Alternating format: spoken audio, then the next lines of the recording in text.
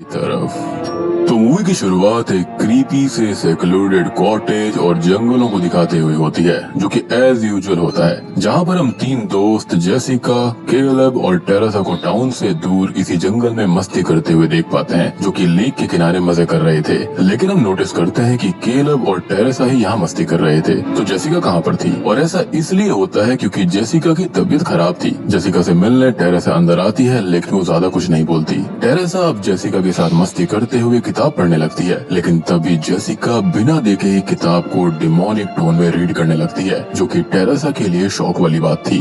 अब जेसिका अचानक से ही पजेस्ड हो जाती है और वॉमिटिंग करने लगती है और उसकी आंखों का रंग बदल जाता है। देखने में ये किसी डिमोनिक पोजेशन जैसा ही था। अब पोजेशन के चलते वो टेरेसा का स्कैल्प ही उखाड़ देती है और फिर बाहर लेक के पास जाकर केलब का सर धड़ से अलग कर देती है। हम अब पजेस्ड हुई जेसिका को हवा में लेविटेट होते हुए देख पाते हैं और टेरेसा रोते हुए ये सब देख रही थी, जिसके साथ ही इविल डेड राइज मूवी की शुरुआत होती है। लेकिन अभी आपको ज्यादा कुछ समझ में नहीं आया होगा कि ये तीनों कौन थे, यहाँ पर पोजीशन कैसे हुआ, राइट? तो इस चीज को समझने के लिए हमें एक दिन पहले जाना होगा, जहाँ से इन सब की शुरुआत हुई थी। खैर अब लोकेशन होती है लॉस एंजलिस और हम एक पुराने अपार्टमेंट और बिल्डिंग को देखते हैं, जिसको जल्दी ही डिमोलिश किया जाने वाला था। एस बिल्डिंग काफी खस्ता हालत में थी, कभी भी टूट सकती थी। यहाँ पर हम एक लेडी टैटू आर्टिस्ट एली को देख पाते हैं, जो कि अपने 3 बच्चों के साथ में रहती है, जो कि है बेटा डैनी, उसकी बहन ब्रिजेट और सबसे छोटी बहन कैसी। एली यहाँ पर अपने हस्बैंड से पिछले 2 महीने से दूर रह रही है, क्योंकि उनके बीच में बनती नहीं है। खैर उसी रात एली की सिस्टर बेथ उससे मिलने इसी स्पूकी अपार्टमेंट में आ जाती है, जहाँ पर बेथ खुद परेशान थी और वो एक कॉन्सर्ट सिंगर है और वो कॉन्सर्ट छोड़कर आई थी क्योंकि वो प्रेग्नेंट थी और ये बात उसको हजम नहीं हो रही थी। इनफैक्ट ये बात वो अपनी बहन या फिर किसी और को फिलहाल नहीं बताती है। बेथ अब सभी को गिफ्ट दे रही होती है और वो एली के हस्बैंड के लिए भी गिफ्ट लेकर आई थी, लेकिन तभी एक तनाव भरा माहौल छा जाता है और एली अपनी बहन से बात करने के लिए बच्चों को अपनी आंटी के लिए पिज्जा लाने भेज देती है। खैर जब बेथ को एली और उसके हस्बैंड के सेपरेशन के बारे में पता चलता है तो वो दुखी हो जाती है और अपनी बहन से कहती है कि उसको इस बारे में उसे इन्फॉर्म करना चाहिए था, लेकिन एली कहती है कि उसने उसे 2 बार कॉल्स किए, एक बार जब वो सेपरेट हुई और दूसरा जब वो इस अपार्टमेंट में आई थी, क्योंकि उसके पास में ज्यादा पैसे नहीं थे। जिसको सुनकर बेथ को बुरा लगता है और वो अपनी बहन से माफी मांगती है। खैर अब जब तीनों बच्चे पिज्जा और कोल्ड ड्रिंक्स लेकर आ रहे होते हैं तो अचानक से ही 5.1 रिक्टर स्केल पर भूकंप आ जाता है, जिससे कार पार्किंग एरिया के अंदर क्रैक्स आने लगते हैं। ऊपर एली और बेथ भी डर रहे थे और नीचे तीनों बच्चे डर कर बैठ जाते हैं, लेकिन कुछ देर में सब कुछ शांत हो जाता है। अब बात यहाँ पर इतनी सी नहीं थी। डैनी देखता है कि भूकंप आने की वजह से वहाँ पर पार्किंग के अंदर एक होल बन चुका है, जिसके अंदर जाया जा सकता था। वो खुराफाती तो था ही, तो वो नीचे चला जाता है, जहाँ पर उसे ढेर सारी किताबें मिलती हैं और कुछ विनाइल रिकॉर्ड्स मिलते हैं, पार्ट 1, पार्ट 2 और पार्ट 3। उसको एक फोटो भी मिलती है जिसके अंदर 3 प्रीस्ट होते हैं। साथ ही साथ उसको एक सील्ड कब्र मिलती है और आसपास ढेर सारे होली क्रॉसेस थे, जिससे साफ अंदाजा लगाया जा सकता था कि वो किसी ईविल को कंटेन कर रहे थे। बेसिकली ये एक वॉल्ट जैसा था, लेकिन डैनी उस कब्र में हुए छेद से एक चीज को बाहर निकाल लेता है और तभी वहाँ पर जीसस क्राइस्ट की मूर्ति नीचे गिरती है। यानी कि यहाँ पर जो कुछ भी था वो बहुत ही ताकतवर और ईविल था, तभी उसको यहाँ पर ऐसे कंटेन करके रखा गया है। अदरवाइज इतने क्रॉस और जीसस क्राइस्ट की मूर्ति होने का मतलब ही नहीं बनता। डैनी अब जैसे ही उस चीज से कपड़ा हटाता है तो ढेर सारे कीड़े उस चीज के ऊपर से उड़ जाते हैं और ये कुछ और नहीं बल्कि इविल डेड फ्रेंचाइजी की फेमस किताब है, जिसको यहाँ पर छुपा कर रखा गया था। लेकिन बेवकूफ डैनी विनाइल रिकॉर्ड्स और इस किताब को अपने साथ ले जाता है। अब ऊपर उनकी माँ एली इन सब के लिए परेशान हो रही थी। साथ ही साथ न्यूज के ऊपर खबर भी आ रही थी कि अर्थक्वेक ने इनकी बिल्डिंग के आसपास वाले इलाके को हिट किया है। एली अब उनके पड़ोस के लड़के गैब्रियल से उनके बच्चों को ढूंढने के लिए मदद मांगती है। एक बुजुर्ग मिस्टर फोंडा भी वहाँ पर होते हैं, जो कि बेथ से बात करता है क्योंकि वो वहाँ पर नहीं थी। लेकिन तभी एली के तीनों बच्चे लिफ्ट से ऊपर आ जाते हैं, जिससे वो रिलैक्स्ड हो जाती है। साथ ही साथ वो उनको डांटती भी है कि भूकंप आने पर लिफ्ट का इस्तेमाल नहीं करना चाहिए। और तभी डैनी उस किताब और विनाइल रिकॉर्ड्स को अंदर अपने रूम में ले जाता है। मीनवाइल एली लॉन्ड्री के काम से लिफ्ट में नीचे चली जाती है और बेथ कैसी को नहलाने लेकर जाती है, लेकिन डैनी को तो उस किताब और विनाइल रिकॉर्ड्स का भूत सवार हो गया था और वो उस किताब को ब्रिजेट के सामने खोलने की कोशिश करता है। लेकिन ये किताब कुछ नोकीले दांतों जैसी चीज से बंद थी, जैसे वो किताब न हो किसी का मुंह हो। और तभी डैनी की उंगली उन नोकीले दांतों से कट जाती है और बस उसकी खून के कुछ छींटे किताब के ऊपर गिरते हैं, जिसको शॉकिंगली ये किताब सोख लेती है और बस वो किताब खुल जाती है। अब इस किताब के अंदर अजीब अजीब से चित्र बने हुए थे, इनकैंटेशंस थी जो कि बहुत ही डरावने थे और किसी तरह से ब्रिजेट डैनी को किताब के पन्ने पलटने से रोकती है। लेकिन डैनी अब कहाँ सुनने वाला था। वो विनाइल रिकॉर्ड्स को एक एक करके सुनने लगता है, जहाँ पर पहले पार्ट के अंदर एक प्रीस्ट या फिर एक फादर जो होते हैं वो इस किताब के बारे में बताने लगते हैं कि ये किताब नटूरो डिमोंटो के 3 किताबों में से एक है या फिर 3 पार्ट में से एक है, जिसको बुक ऑफ द डेड बोलते हैं। और उन्होंने अपने साथियों के साथ मिलकर इसको ट्रांसलेट करने की कोशिश की है, जिससे वो पुराने जमाने के स्पेल्स और राज जान पाएंगे, या फिर ये कहें पुरानी सिविलाइजेशन के बारे में। और हम देख पाते हैं कि डैनी किताब और अगले विनाइल रिकॉर्ड को चलाने के लिए पागल हो रहा था। अब वो दूसरा विनाइल रिकॉर्ड चला देता है जिसके अंदर किताब की इनकैंटेशंस थी और फादर उसको रीड कर रहे थे। लेकिन तभी ये रिकॉर्ड डिमोनिक हो जाते हैं और डैनी इनको रोकने की बहुत कोशिश करता है, लेकिन वो नहीं रुकते। और वो ना ही रिकॉर्ड को रोक पाता ना ही तोड़ पाता, जैसे डिमोनिक एंटिटी बाहर आने को बेताब हो रही थी। और बस एक डिमोनिक एंटिटी तभी एली को लिफ्ट में ही पोजेस कर लेती है, जो कि बहुत ही भयानक और दर्दनाक था।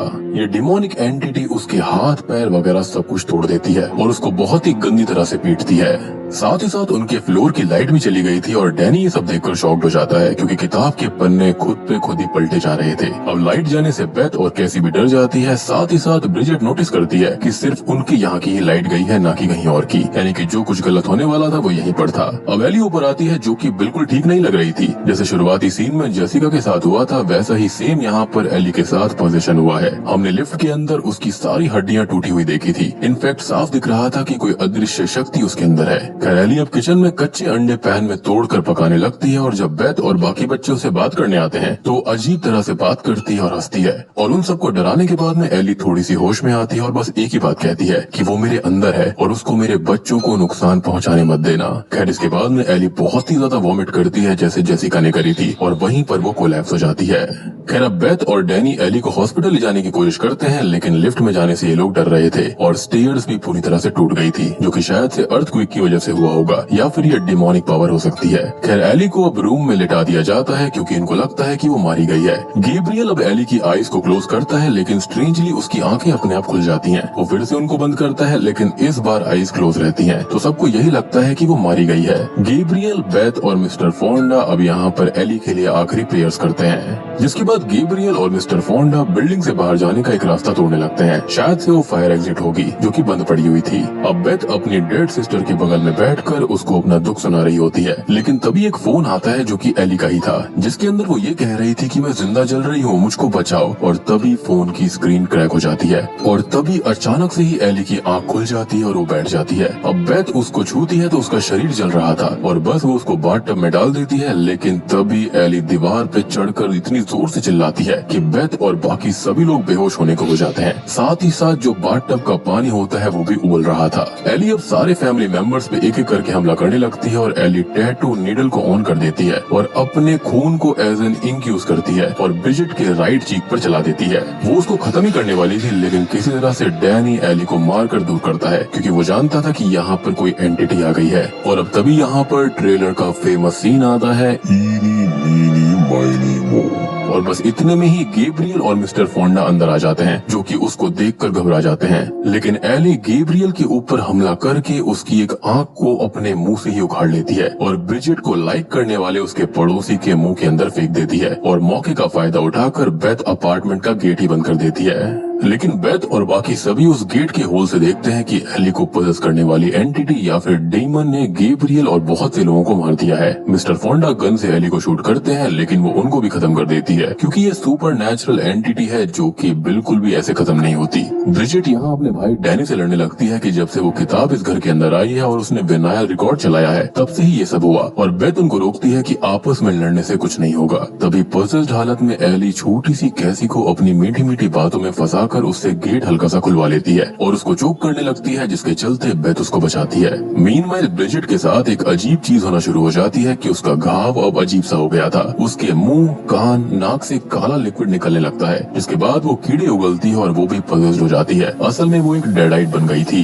जो कि इस फ्रेंचाइजी की ही फेमस चीज है। जब बेथ उसके पास किचन में उसको देखने आती है तो वो कांच खा रही होती है और देखने से साफ पता चल गया था कि वो पोजीशन में थी। एली ने अपने खून से उसके फेस पे टैटू मशीन से खरोच दिया था, तो ये वहीं से हुआ था। ये एक इन्फेक्शन जैसा है या फिर एक काइंड ऑफ ए प्लेग है। खैर ब्रिजेट एक चीज ग्रेटर से बेथ के पैर की खाल निकाल लेती है, जो कि काफी शॉकिंग था, लेकिन किसी तरह से बेथ दोस्त बचकर भागती है और फिर वो डैनी और कैसी पे हमला करती है, लेकिन कैसी की बनाई गई डॉल की लकड़ी ब्रिजेट के सर के आर पार हो जाती है, जिससे वो नीचे गिर जाती है और कैसी की बात सच हो जाती है कि उसकी डॉल उसको बचाएगी। कैसी, बेथ और डैनी शॉक थे कि ये सब उनके साथ हुआ क्या है और उनको ये एक नाइटमेयर लग रहा था, लेकिन सेफ्टी के लिए डैनी ब्रिजेट को एक बेड से बांध देता है। डैनी अब फाइनली बेथ को पार्किंग लॉट के होल में मिली किताब यानी कि नाटुरो डिमोंटो या फिर बुक ऑफ द डेड और कुछ विनाइल रिकॉर्ड्स के बारे में बता देता है। डैनी बोलता है कि उसने खाली 2 ही रिकॉर्ड सुने थे और दूसरे के अंदर ये इनकैंटेशंस थी, जिसके बाद में ये सब हुआ। तीसरा सुनना भी बाकी है, लेकिन लाइट नहीं थी और रिकॉर्ड प्लेयर भी खराब हो गया था, लेकिन बेथ को ये फिक्स करना आता था क्योंकि म्यूजिक और ये सब उसका पैशन था, वो ये सब करती रहती थी। वो रिकॉर्ड को ठीक करके 3rd विनाइल रिकॉर्ड को सुनना शुरू करती है, वो भी हेडफोन्स में, ताकि कोई और इसको ना सुन पाए और कोई नुकसान भी हो तो खाली उसको हो।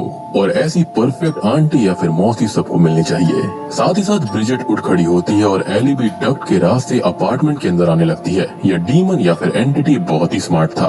बेथ को पूरे केस का पता चलता है और दोस्तों अब यहाँ पर खुलते हैं इस मूवी और किताब के असली पत्ते। असल में ये किताब इन प्रीस्ट और फादर को मिली थी और वो उसको ट्रांसलेट करना चाहते थे, लेकिन उनको इस ब्लास्फेमी के लिए चर्च ने दूर कर दिया क्योंकि ये एक डिमोनिक किताब थी और ये किताब इंसानी चमड़े से बनी थी और अंदर लिखा हुआ हर एक शब्द इंसानी खून से लिखा गया था या फिर ये कहीं सैक्रिफाइस के चलते। इसके अंदर हेल के भयानक से भयानक डीमंस को बुलाने के इनकैंटेशंस लिखे हुए थे और भी बहुत सारी विधि थी और ऐसी चीजों को ये प्रीस्ट जो थे वो समझना चाहते थे आम पब्लिक के लिए, लेकिन फादर बताते हैं कि ये उनकी जिंदगी की सबसे बड़ी गलती थी और चर्च बिल्कुल सही था। ये एंटिटी या फिर डीमन टेकर ऑफ सोल्स है और इसको खत्म नहीं किया जा सकता, इसको बस कैद या फिर इससे दूर भागा जा सकता है। और यही रीजन था कि फादर के खुद के मेंबर्स की जान तक चली गई थी और उन्होंने कैसे भी करके इसको उसी सीक्रेट वॉल्ट के अंदर कैद करके गॉड की सुरक्षा में रखा था ताकि ये बाहर ना आ पाए। लेकिन डैनी इस किताब की प्रेजेंस से टेम्प्ट हो गया और डीमन ने खुद को इनकैंटेशंस रीड करवा के फिर से आजाद करवा लिया। फादर का तो ये भी कहना था कि इसके ऊपर एग्जॉर्सिज्म या फिर प्रेयर्स का भी असर नहीं होता। अब इस डीमन के खून से या फिर उसके दिए हुए घाव से इंसान डेडाइट्स में कन्वर्ट हो जाते हैं या फिर ये कहें इस डीमन का एक अंश उन घावों से इंसान के अंदर आ जाता है जिससे वो भी पॉजेस्ड हो जाते हैं और एक लिंक रहता है डीमन और बाकी डेडाइट्स के अंदर। खैर विनाइल रिकॉर्ड सुनते सुनते 2 चीजें होती हैं कि एक तरफ तो ब्रिजेट किचन के अंदर अपने ही भाई डैनी को चाकू मार देती है और वो उसको आग से जला देता है जिससे कि वो नीचे गिर पड़ती है। तभी एली भी डक के रास्ते उसी विनाइल रिकॉर्ड वाले रूम में आ जाती है और बेथ उससे लड़ने की कोशिश करती है, लेकिन ऑब्वियसली नाकामयाब हो जाती है। इनफैक्ट एली विनाइल रिकॉर्ड को खुद के जरिए सुनाती है और मॉक करती है कि मुझे यानी कि ये एंटिटी को हराया नहीं जा सकता, अब बस कैसी और बेथ ही बचे थे। डैनी अब जख्मी हालत में बाहर आता है और मारा जाता है। कैसी तो छुप जाती है लेकिन एली बेथ को मारने आती है और डीमन को एहसास हो जाता है कि बेथ प्रेग्नेंट है और उसके पास लेने के लिए 2 सोल्स हैं। वो काफी खुश था, लेकिन कैसी को जब एहसास होता है कि उसकी आंटी माँ बनने वाली है तो वो उनको एक सीजर पकड़ा देती है जिससे वो एली के मुंह में ही घोप देती है, जिससे कुछ वक्त के लिए एली वहीं पर रुक जाती है। असल में इस डीमन को मजे लेने में काफी अच्छा लगता था। वो विक्टिम्स को टॉर्मेंट किया करता था। जितना ज्यादा डर होगा उसके लिए सोल्स उतनी ही मीठी होंगी। खैर कैसी और बेथ अब हॉलवे में आते हैं जहाँ पर मिस्टर फोंडा की गन से बेथ एग्जिट को तोड़ने वाली थी, लेकिन तभी एली जाग जाती है और गोली सीधा एली के पैर में बेथ मार देती है जिससे उसका एक पैर खत्म हो जाता है, साथ ही साथ उसका हाथ भी। फिर भी एली यहाँ पर कैसी को फंसाने के लिए मीठी मीठी बातें करती है, लेकिन इस बार कैसी उसकी बातों में नहीं आती और कहती है कि you are not my mom. अब एक एक करके सारे के सारे विक्टिम्स डेडाइट्स में कन्वर्ट होने लगते हैं और बोलने लगते हैं कि शाम तक कोई भी नहीं बचेगा। जिसके बाद में कैसी और बेथ के पास लिफ्ट से भागने के अलावा कोई और रास्ता नहीं था, लेकिन जो लिफ्ट होती है वो बंद नहीं हो रही थी क्योंकि वहाँ पर घर की चाबी पड़ी हुई थी, साथ ही साथ कार की भी, क्योंकि जब एली पॉजेस्ड हुई थी तो उसके हाथ में ये चाबियां थी। कैसी यहाँ पर स्मार्टली प्ले करती है और चाबियों को अपने पास रख लेती है जिससे कि ये लिफ्ट बंद हो जाती है। लेकिन हम देखते हैं कि एली के जिस्म के अंदर पॉजेस्ड हुए डैनी और ब्रिजेट खुद को जोड़ लेते हैं जिससे कि लिफ्ट में खून भरने लगता है, जो कि बहुत ही बेहतरीन सीन था। जैसे जैसे लिफ्ट नीचे जा रही थी खून भी बढ़ता जा रहा था और बुक ऑफ द डेड खुद पे खुद पलट के एक पेज भी आ जाती है जहाँ पर कई सारे हाथ पैर मुंह वाला एक क्रीचर होता है और इसी क्रीचर के अंदर एली बदल जाती है। अब लिफ्ट किसी तरह से नीचे आती है और ओवरलोड होने की वजह से ओपन होने लगती है जिससे ढेर सारा खून बाहर आता है जो कि द शाइनिंग मूवी की याद दिलाता है। मतलब देख रहे हो कितनी छोटी छोटी बारीकियों का ध्यान रखा गया है और इसलिए ये मूवी बहुत ही बेहतरीन है। खैर अब ये दोनों खून से लथपथ उठते हैं और कार लेकर भागने लगते हैं, लेकिन कार एक क्रैक के अंदर फंस जाती है और तभी एली डीमन वहाँ पर आ चुकी थी। साथ ही साथ वहाँ पर काफी फॉग भी थी जो कि इसी डीमन की एक शक्ति है। खैर ये डीमन कैसी को पकड़ लेता है और एक सॉ की मदद से उसको मारने ही वाला होता है, लेकिन बेथ उसको बचा लेती है। और ये जो सॉ है वो इस फ्रेंचाइजी का ही रेफरेंस है, ओरिजिनल मूवी का। खैर अब तभी एली डीमन बेथ को ग्राइंडिंग मशीन में खत्म करने वाली होती है, लेकिन कैसी मशीन को रोक देती है और बेथ सॉ को इस डीमन की तरफ दे मारती है और कैसी को मशीन ऑन करने को कहती है, जिससे कि ये डीमन समेत एली, डैनी और ब्रिजेट खत्म हो जाते हैं। मतलब अपने ही हाथों से अपनी फैमिली को खत्म करना बहुत ही शॉकिंग था। जिसके बाद ये दोनों वहाँ से निकल जाते हैं, लेकिन ये डीमन खत्म नहीं हुआ था, ना ही वो किताब। खाली यहाँ पर उसका वेसल खत्म हुआ, ना कि ये डीमन। और इन दोनों को ऐसे जाना भी नहीं चाहिए था, लेकिन क्या करें, ऐसा नहीं करेंगे तो आगे के पार्ट्स कैसे बनेंगे।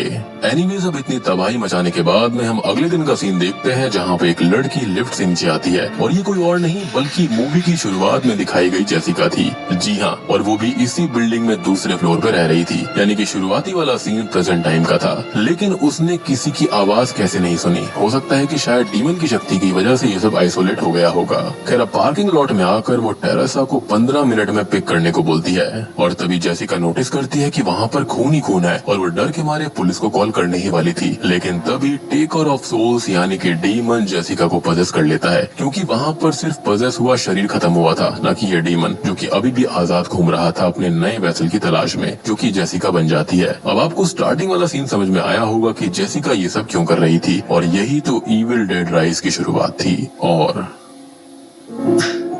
बूम, इसी के साथ में ये मूवी यहीं पर खत्म हो जाती है।